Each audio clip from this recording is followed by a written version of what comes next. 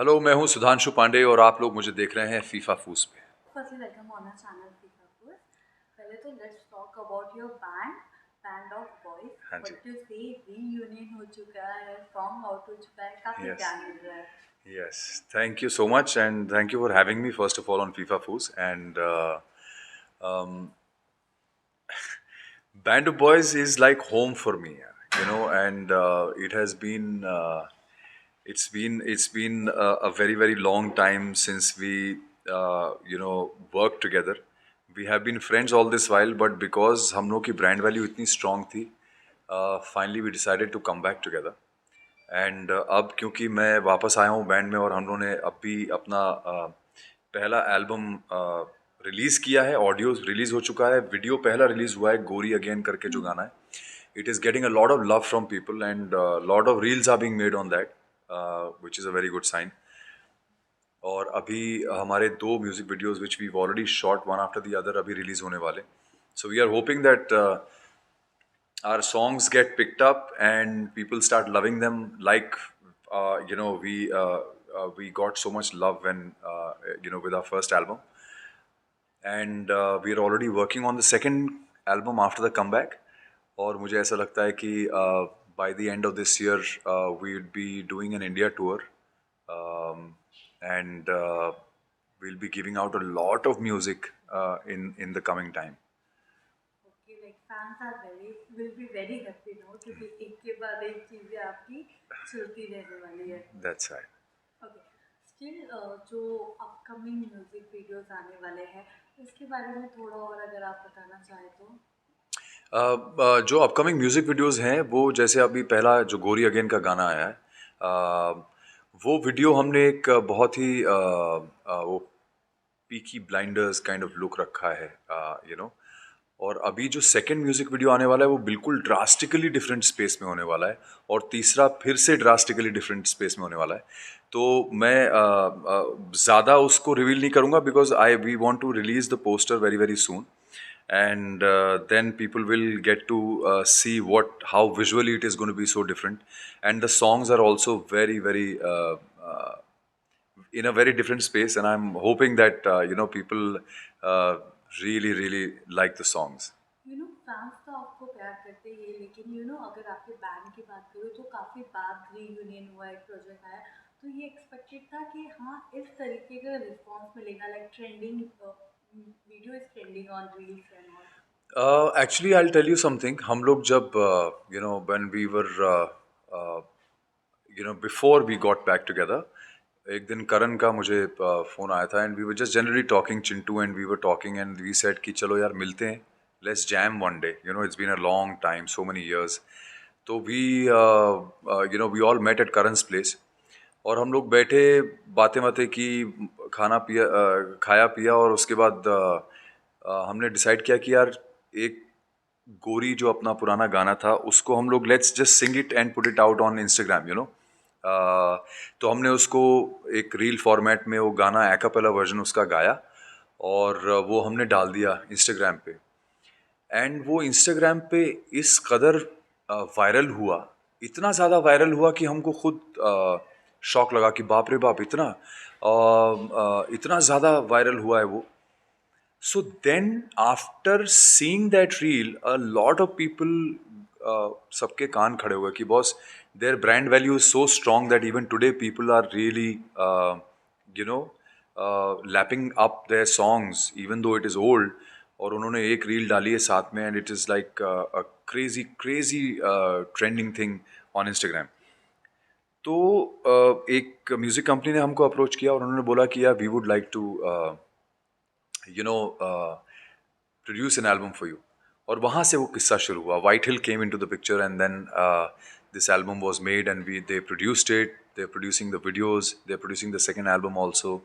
So a lot is happening, and suddenly it got picked up, and we are back again. Well, Vanraj के fans तो फिलहाल नाराज है, उनको बुरा लगा है इस चीज़ का that you are no more part of the show. What to say to them? I don't think Vanraj के फैंस नाराज़ हैं. वनराज के फैंस थोड़े से इमोशनली हर्ट हैं. और वो इमोशंस उनके जायज़ भी हैं, क्योंकि 4 साल से हम लोग इमोशनली अटैच थे। मैं भी इमोशनली अटैच्ड हूँ अपनी ऑडियंसेस से। बट जैसा मैंने पहले भी कहा कि मैं 4 साल से एक किरदार निभाता आ रहा हूँ, और मैंने अपना तन मन धन से सब कुछ लगा दिया उसमें। धन तो नहीं लगाया, तन मन लगा दिया था।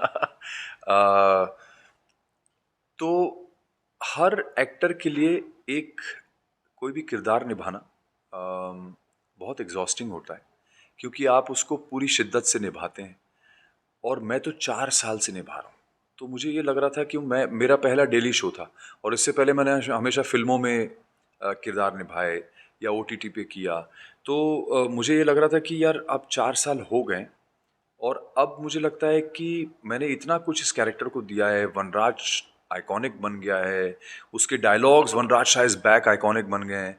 तो इतना सब कुछ करने के बाद अब मुझे ये लग रहा था कि जब तक वो अच्छा है तब तक मैं उससे अगर अपने आप को जुदा कर लेता हूँ तो बेटर है, बजाय इसके कि वो जब डिक्लाइन पे चला जाए और तब मैं छोड़ के जाऊँ और ऑडियंस का इंटरेस्ट भी ख़त्म हो जाए।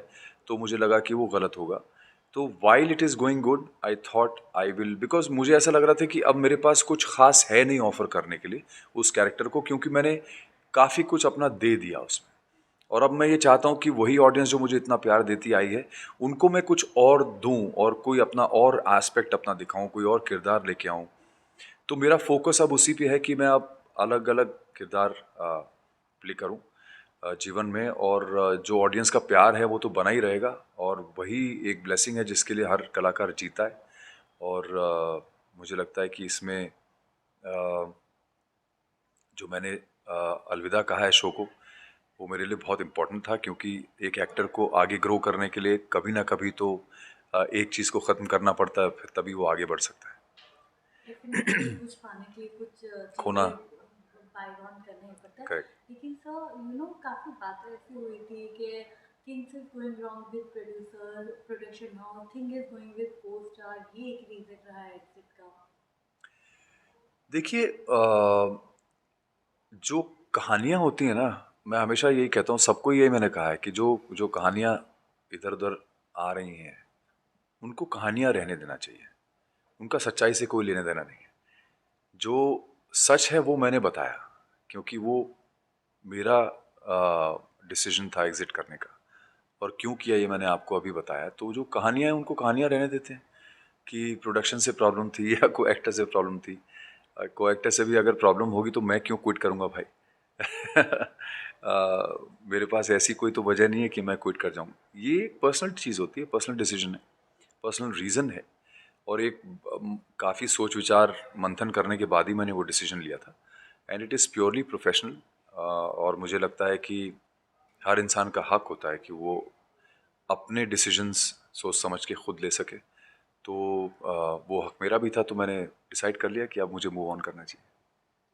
अगर मैं आपकी को स्टार की बात करूँ रूपाली मैम, उनके साथ किस तरीके से 4 साल का बॉन्ड था आप लोगों का with the show as a Vanraj and Anupama भी, तो क्या कहना है, how was your costar on set with you? Mind blowing यार, हम लोग का दिन भर वही हंसी मजाक हंसी ठट्ठा चलता था, और खूब मजाक, मैं उसको छेड़ता था वो मुझे छेड़ती थी। पूरा टाइम हम लोग का यही चलता रहता था। और जितने भी लोग हैं आसपास सबने देखा ही है कि उसका मेरा इक्वेशन कैसा है। We have always been very you know very you know बोलते ना, एक वो टॉम एंड जेरी वाला जो होता है, वैसा टॉम एंड जेरी वाला हम लोग का चलता रहता था मामला। तो इट हैज़ बीन फैंटास्टिक यार, it's been a fantastic relationship. So professional wise you took का एक्सेट, लेकिन अब को स्टार से बात हुई लाइक दे सेट के यार मिस कर रहे हैं सेट पे, या कुछ बातें हुई है? ऑफ कोर्स मिस तो कर रहे हैं वो लोग, रोज़ मुझे हर दूसरे दिन मैसेजेस आते रहते हैं। और अ, हम लोग ने ये डिसाइड किया है कि जिस तरह से हम लोग मिल मतलब बैठते थे वहाँ पे, वैसे ही हम लोग अब सेट के बाहर भी मिलते रहेंगे, बैठते रहेंगे, डिनर्स पे जाते रहेंगे। तो एक जो रिलेशनशिप है, जो बॉन्ड है हमारा, वो चलता रहेगा। Obviously they all miss me and I miss them a lot, because हम लोग का पूरा दिन you know for 4 years when you are living with somebody literally 12 hours a day, तो एक बहुत तगड़ा बॉन्ड बन जाता है। तो उस बॉन्ड को हम कंटिन्यू करेंगे। फिर फीफा कोच ने जब भी आपसे पहले भी बात की है रिगार्ड बिग बॉस, आपने कहा है कि नहीं मेरी पर्सनालिटी नहीं है for big boss, correct. But still ये बात हो रही है कि अनुपमा से एग्जिट यानी बिग बॉस में एंट्री। ये बहुत ही मुझे लग रहा है बहुत ही इररिस्पॉन्सिबल सी स्टेटमेंट है, बिकॉज बिग बॉस से मेरा कोई लेना देना है ही नहीं। और मुझे लगता है कि मेरा जैसा एक्टर, जो मेरी सीनियरिटी है या मेरा जो स्टैचर है, I don't know how can people even think of me in big boss. मेरा कोई लेना देना नहीं है, because big boss is a show जहाँ पे आप उन लोगों को लेके आते हैं जो जो बाहर से हैं, जिनको शायद कोई जानता ना हो, या जो अपने करियर को एक अलग पर्सपेक्टिव से देखना चाहते हैं या शुरू करना चाहते हैं। बिकॉज वो एक स्पेस जो है वो बड़ा नेगेटिव स्पेस है, वो बहुत ही ज़्यादा नेगेटिव स्पेस है। और वो एक ऐसा रियलिटी शो है जिसमें सिर्फ नेगेटिविटी से ही एंटरटेनमेंट निकाला जाता है, एक्सट्रैक्ट किया जाता है। और मैं उस शो को सिर्फ, अगर मैं उसमें हिस्सा लूँ तो सिर्फ एज अ होस्ट ले सकता हूँ। I would love to host that show one day, because I can host well, but not as a participant, definitely not, it's not meant for me. Lastly fans को क्या कुछ message देना है? Fans को मैं यही कहूँगा कि आप सबने मुझे 4 साल तक बहुत ज़्यादा प्यार दिया है। और पता नहीं मुझे क्षमा मांगनी चाहिए, पर मैं ये कहूँगा कि आप लोग चिंता मत करें। Vanraj Shah will be back very very soon, but in a new avatar. और मैं एक नए किरदार में डेफिनेटली जल्दी से जल्दी आप लोगों को दिखाई दूंगा, और आप लोगों को एंटरटेन करता रहूँगा, बिकॉज वो मेरा काम है। और आप लोग तो बस प्यार और आशीर्वाद देते रहिएगा, खूब सारा प्यार भेजते रहिएगा, मेरे गाने देखते रहिएगा। और आगे जो भी चीज़ मैं करूँगा वो आप लोगों को पहले बताऊँगा।